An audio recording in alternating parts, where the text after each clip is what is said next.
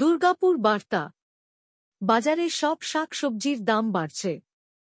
বাড়ির সামনে সামান্য খোলা স্থান কিংবা উঠোনের জমি আছে, কিচ্ছু ভাবতে হবে না। এই অতি সামান্য জমিতেই আপনি শাক সবজি ফলাতে পারবেন। কি করতে হবে? মাছ ব্যবসায়ীদের সাথে যোগাযোগ করুন। তাদের কাছ হতে 25 থেকে 30 টাকা দিয়ে থার্মোকলের পেটি কিনে নিন।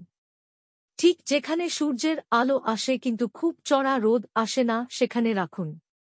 ছায়া আর রোদ দুই পাবে এমন স্থানেই রাখুন। এবার কি শাক সবজি লাগাবেন তা ঠিক করুন। পুঁই শাক, খাড়া শাক, পালং শাক, পনকা শাক, করলা, বরবটি, লাউ গাছ লাগাতে পারেন। প্রথমে কি করবেন? কিছু বালি মানে থার্মোকলের পেটির 4 ভাগের 1 ভাগ দিন। এরপরে সার দেবেন। তার জন্য আপনাকে দিন 15 আগে থেকেই সব ঠিক করে রাখতে হবে। প্রথমে 10 টাকার ঘুঁটে কিংবা কাঁচা গোবর একটি পাত্রে জল দিয়ে ভিজিয়ে রাখুন দিন 15। আর একটি পাত্রে ভিজিয়ে রাখুন 1 কেজি খোল। আর একটি পাত্রে ভিজিয়ে রাখুন বাড়িতে রান্নার সবজির খোসা। এরপরে জৈব সার কিনে আনুন এবং কিছু মাটি আনুন।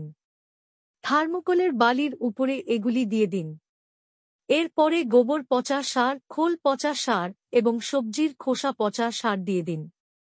তারপরে কয়েকদিন রেখে মাটি উপর নিচ করুন। এরপরে পুঁই শাক, খাড়া শাক, পালং শাক, পনকা শাক, লাউ কিংবা বরবটি বীজ লাগান। দেখবেন 7 দিনের মধ্যেই চারা বের হয়েছে। কয়েকদিন পরে জল স্প্রে করুন। একটু বড় হলে আবার খোল পচা, গোবর পচা এবং সবজি খোসা পচা সার দেবেন। দেখবেন 1 মাসের মধ্যেই আপনার কিচেন বাগান হেসে উঠবে। আর নিজের রান্নাঘরে নিজের হাতে চাষ করা শাক সবজি দিয়ে জম্পেস রেসিপি বানিয়ে নিন। মন থাকবে ভালো, শরীর থাকবে ভালো।